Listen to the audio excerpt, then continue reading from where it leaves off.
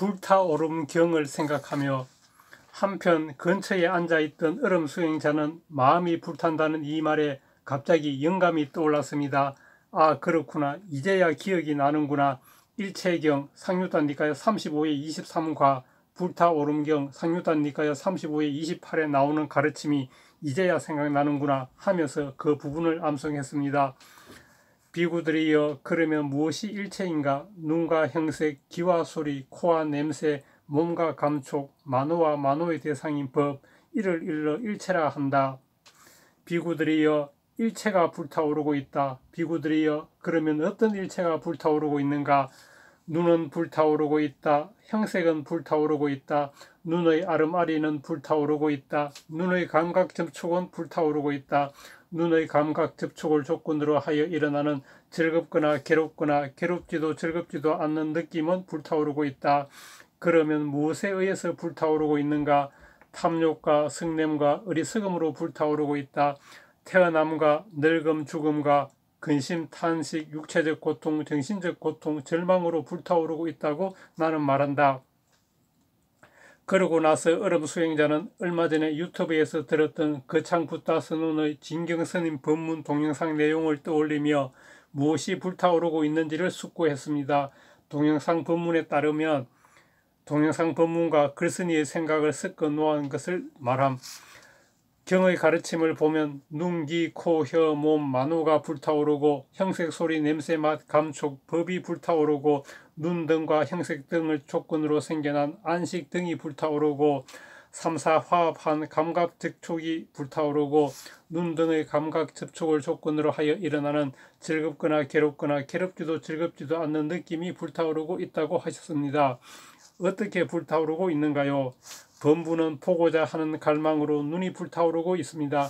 보고자 하는 갈망하는 업에서 생긴 눈의 감성의 물질은 거기에 부딪혀오는 형상에 대해 보려고 하는 만반의 준비를 갖추고 있습니다.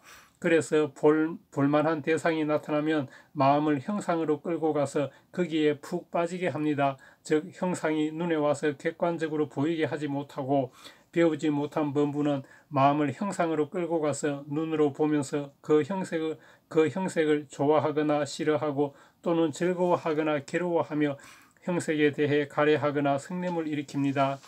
이렇게 배우지 못한 범부에게 눈은 보려고 만반의 준비가 된 채로 불타오르고 있고 눈에 보이는 형색은 상락아정이라는 전도된 상에 의해 불타오를 것 같습니다. 눈이 불타오르고 형색이 불타오르니 안식도 욕탐이 작용하여 불타오를 것 같습니다. 그러면 눈, 형색, 안식이 화합한 눈의 감각 접촉도 지금 일어나는 이 눈, 형색, 안식의 화합을 진실이라 보고 불타오를 것 같습니다. 그러면 이런 눈의 감각 접촉을 조건으로 일어나는 느낌도 불타오를 것 같습니다. 즐거운 느낌이라면 즐기고 환영하고 묶여있는 쪽으로 불타오르고 괴로운 느낌이라면 불쾌하게 여기고 밀어내고 그렇게 묶여있는 쪽으로 불타오를 것 같습니다. 얼음 수행자는 계속 동영상 법문의 내용을 숙고했습니다. 그러면 무엇에 의해서 불타오르고 있다고 하셨습니까? 탐욕과 성냄과 어리석음으로 불타오르고 있다. 태어남과 늙음, 죽음과 근심, 탄식, 육체적 고통, 정신적 고통, 절망으로 불타오르고 있다고 하셨습니다. 볼 때는 눈의 기능에 의해 눈이 보는 역할을 하여 보게 되는 것인데 배우지 못한 범부는 내가 있어서 즉 아트만이라고 하는 내가 있어서 이 내가 보는 것이라고 잘못 알고 있습니다. 그렇게 잘못 알게 되니 탐욕과 성냄과 어리석음으로 일체가 불타고 있습니다. 즉 눈이 불타고 형색이 불타고 안식이 불타고 눈의 감각 접촉이 불타고 눈의 감각 접촉을 조건으로 하여 일어나는 즐겁거나 괴롭지도 즐겁지도 않은 느낌이 불타오르고 있습니다. 얼음 수행자가 이렇게 가르침을 떠올리며 숙고하고 있을 때 빙청스님과 제자들 그리고 칠지는 다성일행 쪽으로 다가갔습니다. 빙청스님은 참 잘해주셨다며 한 가지 일을 겪고 한 가지 지혜를 얻으셨으니 전화위복이 되었다고 했습니다. 그리고 서쪽으로 가는 여정에서 오늘 같은 이런 고난을 잘 견뎌내 주어서 고맙다며 다성일행을 위로했습니다. 빙청스님과 나머지 사람들은 잠시 자리에 앉아 쉬었습니다.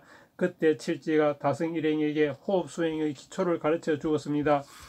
여러분, 호흡수행의 길은 사람들의 청정을 위한, 슬픔과 비탄을 건너기 위한, 고통과 고뇌를 사라지게 하기 위한, 방법을 얻기 위한, 괴로움이 없는 경지를 실현하기 위한 바른 경로라고 하셨습니다.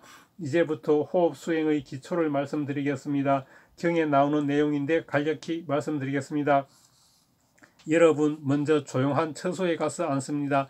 다리를 교차하고 몸을 곧게 하여 자세를 바르게 합니다. 현대인들은 결과부자를 하기 어려우니까 책상 다리를 해도 되고 자신에게 맞는 자세를 하면 됩니다. 그러고 나서 콧구멍 주위를 지향하고, 즉 콧구멍 주위에 마음을 두고 삿디, 즉 마음챙김, 알아차림을 준비합니다. 그는 오직 삿디 하면서 들이쉬고 오직 삿디 하면서 내쉽니다. 즉 길게 들이쉬면서 길게 들이쉰다고 분명히 알고, 길게 내쉬면서 길게 내쉰다고 분명히 압니다. 짧게 들이쉬면서 짧게 들이쉰다고 분명히 알고, 짧게 내쉬면서 짧게 내쉰다고 분명히 압니다. 곧 이렇게 호흡 수행을 연습합니다.